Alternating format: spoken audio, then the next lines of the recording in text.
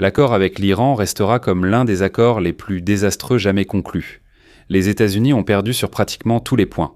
On ne gagne plus, tout simplement. Voilà un tweet à propos d'un certain accord avec l'Iran venant d'un certain dirigeant politique des États-Unis. En fait, il s'agit de Donald Trump lui-même qui parle de l'accord initial avec la République islamique d'Iran sous l'ancien président Barack Obama. Ce tweet refait surface aujourd'hui, mais pas comme Donald Trump l'aurait souhaité. Au contraire, il circule parce que les résultats sont tombés concernant son nouveau protocole d'accord avec l'Iran, l'aboutissement final de la guerre qu'il a lancée aux côtés d'Israël en février de cette année. Ces résultats sont, en un mot, une catastrophe. Washington n'a rien obtenu de ce qu'il souhaitait. Mais c'est encore pire que de n'avoir rien à montrer après tous les efforts américains. La nation a connu sa plus grave défaite stratégique depuis le Vietnam.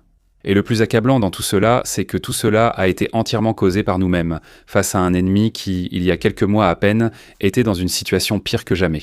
Lors de l'enregistrement de notre dernier épisode sur le conflit iranien lundi, nous venions d'apprendre que les États-Unis et l'Iran avaient retrouvé un accord. Et cette fois, il semblait que l'accord allait réellement tenir. Cependant, les termes réels restaient inconnus. Eh bien, mesdames et messieurs, les 14 points du mémorandum d'entente entre les deux parties ont été annoncés par les États-Unis, et le résultat est un désastre pour Washington comme pour Jérusalem. Et par désastre, nous ne voulons pas simplement dire que cela ne s'est pas passé comme Trump l'aurait voulu ou qu'il s'agit d'un revers modéré que le monde oubliera en quelques semaines. Non.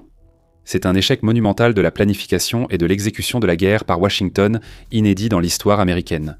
Ce protocole d'accord, déjà en vigueur et signé à huis clos par les dirigeants américains et iraniens, risque de ne pas tenir jusqu'à la signature officielle vendredi, mais tout changement sera probablement minime. Dans cet accord, les États-Unis ont soutenu publiquement des objectifs de politique étrangère très ambitieux de la République islamique, qu'ils n'auraient jamais acceptés sans absence d'alternatives réalistes. En outre, la question nucléaire, prétexte principal de la guerre lancée par Washington, a été reportée, l'Iran obtenant un allègement notable avant même toute discussion ou acceptation d'un tel accord. Pour illustrer l'enjeu, cet accord prévoit dès le début l'allocation de 300 milliards de dollars à la République islamique pour la reconstruction. Il a été rapporté que Washington ne financerait pas directement ce fonds avec l'argent des contribuables américains, bien que l'origine précise de ces fonds reste floue. Ces 300 milliards de dollars sont simplement une prime d'inscription pour ce qui suivra. Selon les termes du protocole d'accord, je cite, « Les États-Unis s'engagent à mettre fin selon un calendrier qui sera convenu dans le cadre de l'accord final. » Tous les types de sanctions actuellement imposées à la République islamique d'Iran, y compris les résolutions du Conseil de sécurité des Nations Unies et du Conseil des gouverneurs de l'Agence internationale de l'énergie atomique. Et toutes les sanctions unilatérales américaines, qu'elles soient primaires ou secondaires. Fin de citation. De tous les points de l'accord, c'est peut-être le plus marquant. L'économie de l'Iran a été complètement paralysée pendant la majeure partie des 2 dernières décennies par l'un des régimes de sanctions les plus stricts de l'histoire. Les véritables négociations nucléaires ayant été repoussées, la République islamique bénéficie d'un allègement initial sans réelle concession, hormis une promesse superficielle de ne pas fabriquer d'armes nucléaires, promesse déjà faite depuis des années. En plus de tout cela, l'accord débloquerait, selon les rapports, plus de 100 milliards de dollars d'avoirs iraniens détenus dans des comptes étrangers, gelés depuis longtemps, avec les 24 premiers milliards de dollars libérés pendant la période des négociations nucléaires. C'est une sacrée promesse du bout des lèvres, n'est-ce pas ? Maintenant, il y a un certain langage ambigu dans cet accord, y compris la phrase « selon un calendrier à convenir dans le cadre de l'accord final ». C'est extrêmement juridique, n'est-ce pas ? On ne sait pas encore si la levée totale des sanctions aura lieu avant la fin de cette partie, mais il est certain qu'une part importante sera accordée à l'Iran avant. Le Wall Street Journal a rapporté mardi que l'accord autorisera Téhéran à vendre du pétrole immédiatement. Ils ont aussi noté que les superpétroliers iraniens avaient déjà franchi librement le blocus américain, montrant que cette partie de l'accord était déjà appliquée. Et concernant la question du détroit d'Ormuz lui-même, bien que l'accord prévoie sa réouverture dans les 2 sens, rien dans le texte n'exclut une gestion iranienne du passage, y compris l'imposition de droits de transit aux navires qui le traversent. Donald Trump a affirmé que les droits de passage n'auront pas lieu, mais leur absence dans le texte demeure significative.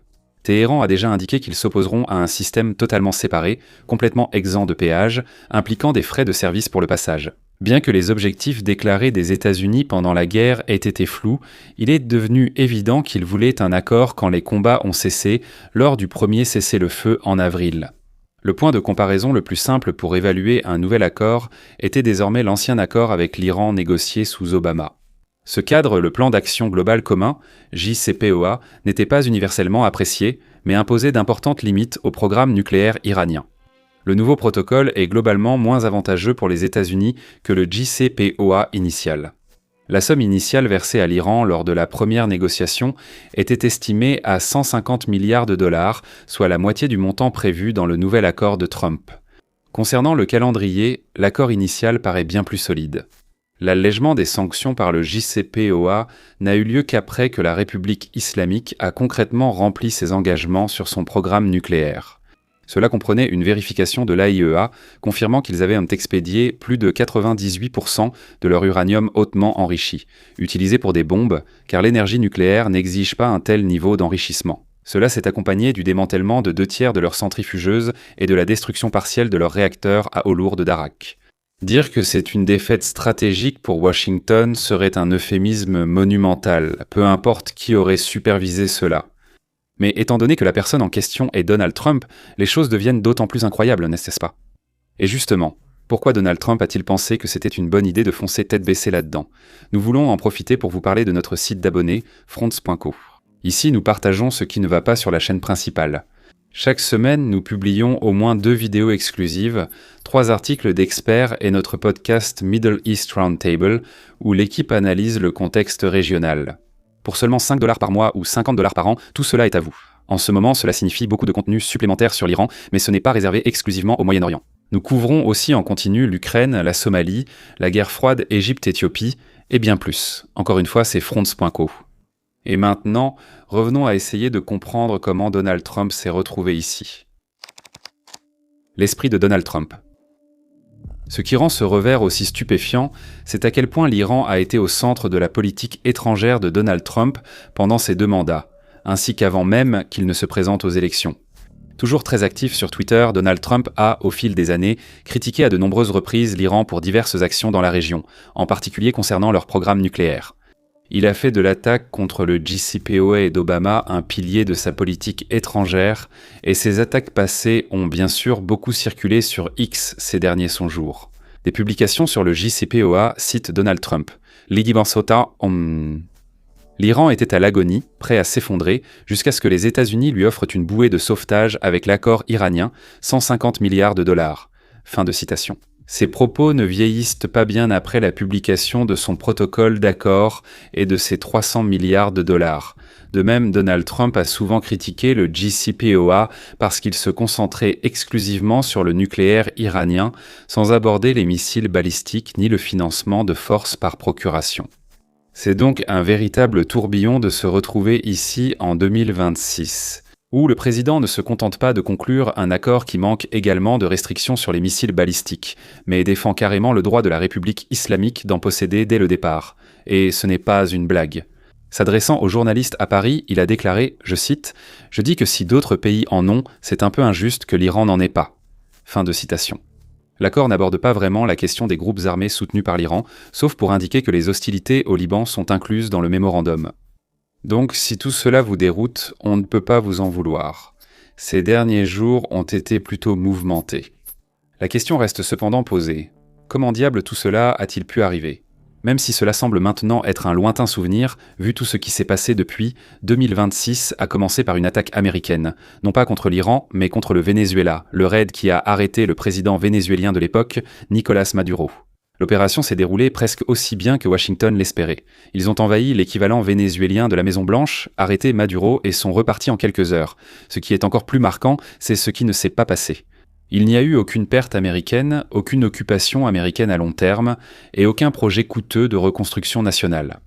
Trump et l'administration, de façon plus générale, étaient sur un petit nuage lorsqu'ils ont décidé, de leur propre chef, mais soutenus par un gouvernement israélien très enthousiaste, qu'une opération similaire serait possible à réaliser en Iran. Cela pourrait prendre un peu plus de temps et nécessiter plus de munitions, mais la théorie était suffisamment similaire. Entrer, bombarder les infrastructures gouvernementales et militaires iraniennes stratégiques, éliminer l'élite dirigeante, puis, en quelques semaines, trouver un autre interlocuteur gouvernemental. Facile, non ? Les signes avant-coureurs montraient dès le début que ce serait plus difficile que ne l'avait jamais été l'opération au Venezuela. Un mois avant l'opération, il était déjà évident que les États-Unis se préparaient à d'éventuelles frappes. Le secrétaire d'État américain et vice-roi du Venezuela, Marco Rubio, a admis devant le Congrès que, je cite, « Personne ne sait qui remplacerait alors le guide suprême Ali Khamenei s'il était écarté du pouvoir. » Des détails mineurs pourtant, n'est-ce pas ? Eh bien non, pas vraiment. Après la frappe du 28 février contre la République islamique qui a éliminé Khamenei, les États-Unis ont eu du mal à trouver un successeur, de leur propre aveu, en partie parce que tous les candidats envisagés étaient déjà morts. Ce problème a marqué le reste de l'opération, révélant une faille majeure, déterminante dans la réflexion de Washington. La vérité, tout simplement, c'est que le Venezuela était un système fondamentalement différent de l'Iran. Le gouvernement de Caracas était un système profondément personnaliste qui répondait directement à un leader centralisé, et était donc très vulnérable à une frappe de décapitation. Téhéran s'est littéralement construit autour de la capacité à survivre à une telle opération en décentralisant le commandement grâce à ce qu'on appelle sa doctrine de la mosaïque. Au cas où cela pourrait être utile un jour. Il est très généreux de qualifier les actions militaires de Washington et Jérusalem de véritables campagnes. Mais dans la mesure où une véritable campagne a réellement existé, elle n'a pas pris en compte plusieurs autres problèmes qui sont rapidement devenus évidents une fois que l'absence de dirigeants alternatifs viables est devenue un problème. Le premier, sans doute le plus évident, le détroit d'Ormuz. Téhéran bénéficie de l'avantage géographique de se trouver à côté d'un bras de mer étroit, qui transporte justement 1/5 du trafic pétrolier mondial, et la République islamique avait depuis longtemps clairement indiqué qu'elle le fermerait en cas d'attaque. Ce qui est d'autant plus tragique, c'est que Washington savait tout cela avant d'agir, ou du moins aurait dû le savoir, et semble avoir choisi de ne pas en tenir compte. En politique étrangère, les premiers gros titres ne sont qu'un indice initial, les véritables impacts pouvant se répercuter durant des mois, des années, voire des décennies. La guerre contre l'Iran aura ses propres répercussions, qui se feront sentir dans toute la région et dans le monde entier pour un avenir prévisible. Cela apparaîtra d'abord dans les négociations en cours, où la composante nucléaire n'a même pas encore été évoquée. Lors des négociations initiales dans les années 2010, l'Iran s'est présenté à la table des négociations sous le poids écrasant des sanctions internationales, associées à la menace imminente qu'Israël puisse tout simplement mettre fin aux négociations et décider de commencer à bombarder. La situation est plus difficile que jamais. La République islamique a résisté 2 fois l'an dernier à de longues campagnes de bombardement d'Israël et des États-Unis et reste debout. Le fait que leur capacité à exercer un contrôle sur le détroit d'Ormuz ait pu forcer Washington à accepter une série de concessions aussi extrêmes leur a donné un atout dans leur manche, qui servira de menace à long terme à redéployer chaque fois qu'ils le jugeront nécessaire. Ils pourraient dire « coopérer, sinon nous fermerons le détroit ». Le régime est désormais sous le contrôle de dirigeants bien plus radicaux, dont Ahmad Vahidi, chef des gardiens de la Révolution. Si les négociateurs d'hier n'étaient pas vraiment enclins à faire les concessions que Washington jugeait nécessaires, ceux d'aujourd'hui font passer les premiers pour des pacifistes. Israël subit aussi un changement immédiat, ayant peut-être encore plus souffert de cette guerre que les États-Unis. Israël a longtemps été pris dans des conflits sur plusieurs fronts, comme Gaza, le Liban, le Yémen et la Syrie, tout en conservant le soutien de ses alliés à Washington.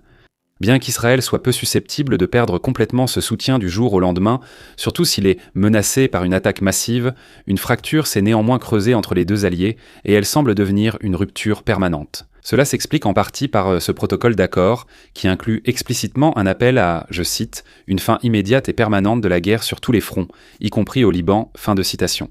Les États-Unis ont accepté cela au nom d'Israël.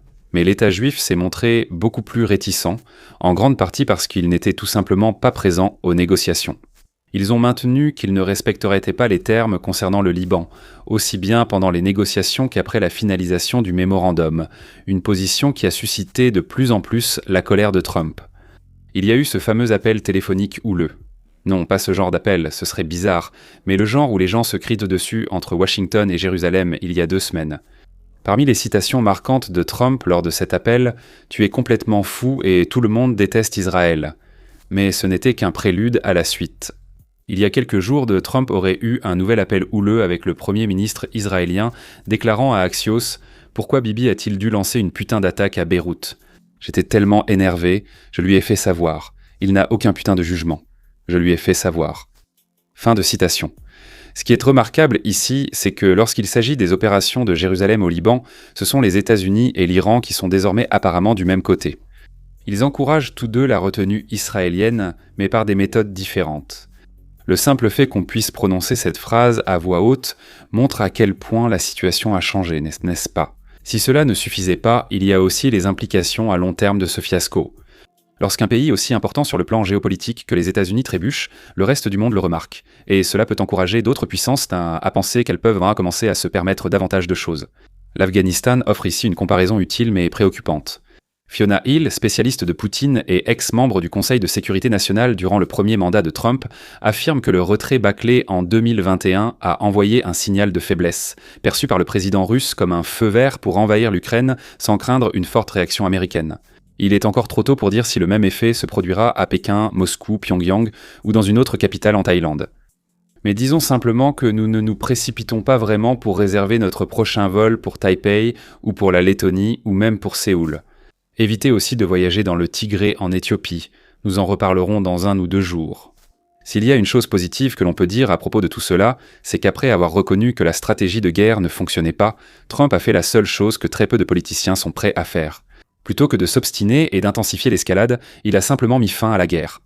Ce n'est pas vraiment à célébrer vu les pertes stratégiques, mais cette décision a tout de même été reconnue comme la bonne. De plus, ce choix contraste fortement avec les actions d'hommes comme le président russe Vladimir Poutine, qui a sacrifié une quantité incroyable de vies humaines pour des gains absolument dérisoires en Ukraine. Cela étant dit, il ne fait guère de doute que cet accord sera retenu comme l'un des pires de l'histoire américaine. C'est là le résultat inévitable du déclenchement d'une guerre imprudente sans voie claire vers la victoire. 4 mois, 13 vies américaines, des milliers de vies iraniennes et 300 milliards de dollars plus tard, Washington s'assoit à la table des négociations pour une conversation qu'il aurait pu avoir en janvier.